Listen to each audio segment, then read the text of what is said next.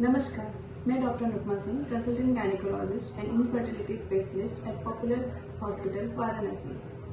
आज जैसा कि 11 अप्रैल है और आज के दिन हम लोग राष्ट्रीय सुरक्षित मातृत्व दिवस के रूप में मनाते हैं। इसका मेन मकसद जो प्रेगनेंसी के दौरान होने वाली या डिलीवरी के दौरान होने वाली मॉर्टेलिटी को कम करना है। यानी कि प्रेगनेंसी वैसे तो सुखद अनुभव है, लेकिन कई बार बहुत सारे कॉम्प्लिकेशंस की वजह से किसी माँ का जान को भी खतरा हो जाता है।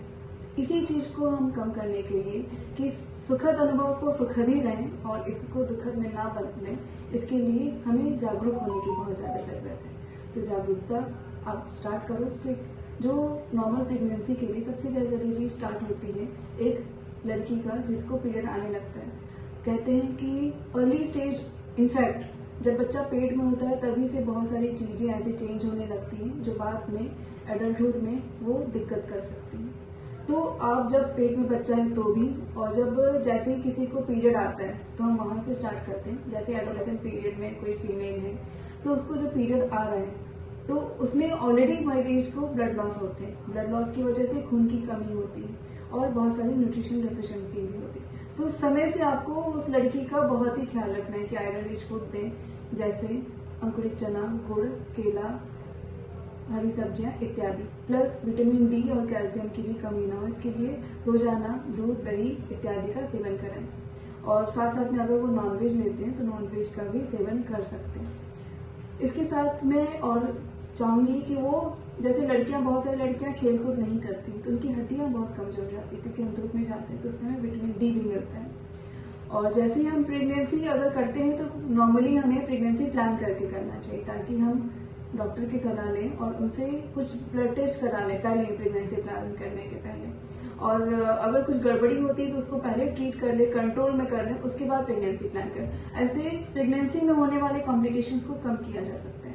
प्लस प्रेगनेंसी हो जाती है एज सुन एज पॉसिबल, जैसे ही महीना चढ़ा आप तुरंत प्रेगनेंसी टेस्ट कर लिए कि 1 लाइन आ रहा है, पेशाब की जांच करके पता कर लीजिए कि 1 लाइन आ रहा है, 2 लाइन। अगर 2 लाइन आता है तो तुरंत डॉक्टर की सलाह लें। डॉक्टर की सलाह से एक अल्ट्रासाउंड कराया जाता है जिसको ट्रांसवेजाइनल अल्ट्रासाउंड कहते हैं।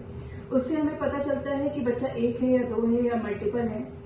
प्लस बच्चा जो है बजदानी में है, नली में है या अंडाशय में है। और इससे होने वाले जो कॉम्प्लिकेशंस हैं वो हम पहले ही पता लगा के अवॉइड कर सकते हैं। क्योंकि अगर बजदानी में बच्चा है तो वो तो पूरे 9 महीने तक ग्रो करेगा, लेकिन वही नली में बच्चा है तो वो कुछ समय के बाद नली फट जाती है। वो एक इमरजेंसी कंडीशन होती है जिससे मरीज को जान को भी खतरा हो सकता है। तो वो सारी चीजें अवॉइड करने के लिए ये आप आकर गायनेक डॉक्टर की सलाह लें, आप हमारे पास आ सकते हैं। प्लस दूसरी चीज की कुछ जांचें ऐसी होती है जो उसी टाइम होती है, ना पहले हो सकती है ना बाद में हो सकती है। जैसे एनटीएमपी स्कैन, डुअल मार्कर, जो 11 वीक्स से स्टार्ट होता है, 13 वीक 6 स्टेज तक हो सकता है। वैसे ही एक लेवल 2 स्कैन होता है जो बहुत ज्यादा जरूरी है, जो 18 वीक्स से 22 वीक्स के बीच में होता है।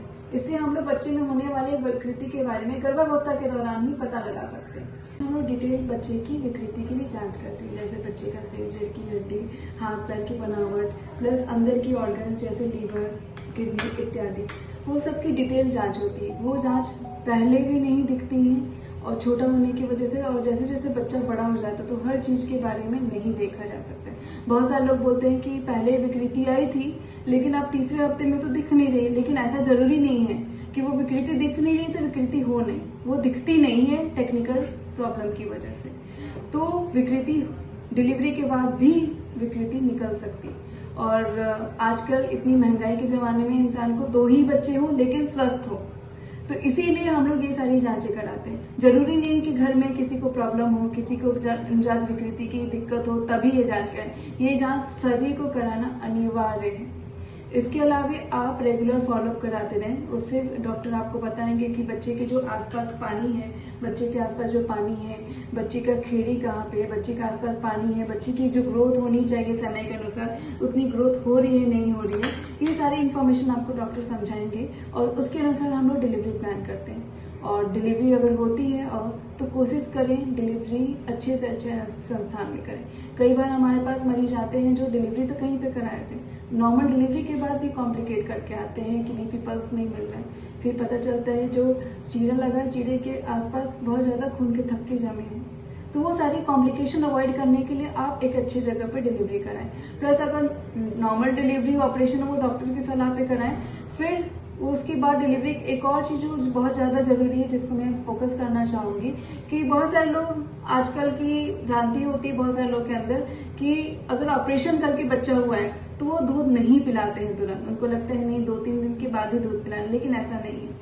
जितनी जल्दी जैसे ही बच्चा मिल जाता है आपको डिलीवरी के तुरंत बाद जितना जल्दी एज सुन एज पॉसिबल कोशिश करें दूध माँ का दूध पिलाना स्टार्ट करें।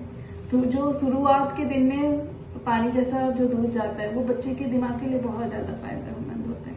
तो वो दूध पिलाना बच्चे के लिए बहुत ज्यादा जरूरी है। जो पानी जैसा दूध है या रेगुलर 6 मंथ्स तक बच्चे को कोशिश करिए कि पानी भी ना देना पड़े, ऊपर का कुछ भी दूध ना देना पड़े, केवल माँ का दूध ही देना बहुत ज्यादा जरूरी है। इससे बच्चे का विकास बहुत अच्छा होता है, माँ के लिए भी बहुत अच्छा होता है कि बच्चे जो ब्लीडिंग होती है प्रसव के पश्चात ब्लीडिंग होती है वो भी कम हो जाती है और उनकी हेल्थ भी मेंटेन रहती, बॉन्डिंग अच्छी बन जाती है माँ और बच्चे के बीच में। और एक और चीज इंपॉर्टेंट है कि जब आप ब्रेस्ट फीडिंग करा रहे हैं तो बच्चे को धूप में दिखाना बहुत जरूरी है, क्योंकि एक जॉन्डिस बच्चे को फिजियोलॉजिकल जॉन्डिस भी बहुत ही कॉमन होता है डिलीवरी के बाद बच्चे को होना। तो इस चीज को प्रिवेंट करने के लिए आप रोज सुबह धूप दिखाते रहेंगे तो जॉन्डिस भी थोड़ा बहुत क्लियर होता रहेगा। अगर क्लियर नहीं हो रहा तो आप तुरंत बच्चे वाले डॉक्टर को जाकर संपर्क करें।